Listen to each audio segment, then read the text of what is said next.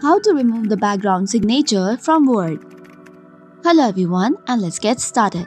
Do you want to get rid of the picture's background by using the Microsoft Word?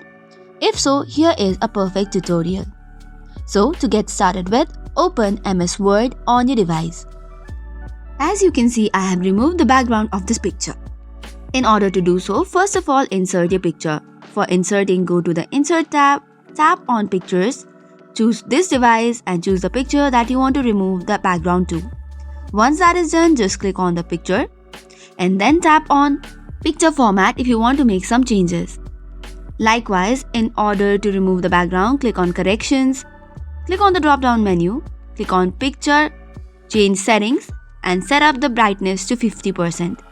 Likewise, you can change the contrast and then you can use the crop to crop the picture in the limited amount. After this, if you set up the picture, you are good to go.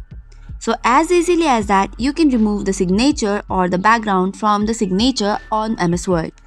That is all for today's video. For more such contents, do not forget to hit the like and subscribe button. Thank you and keep watching.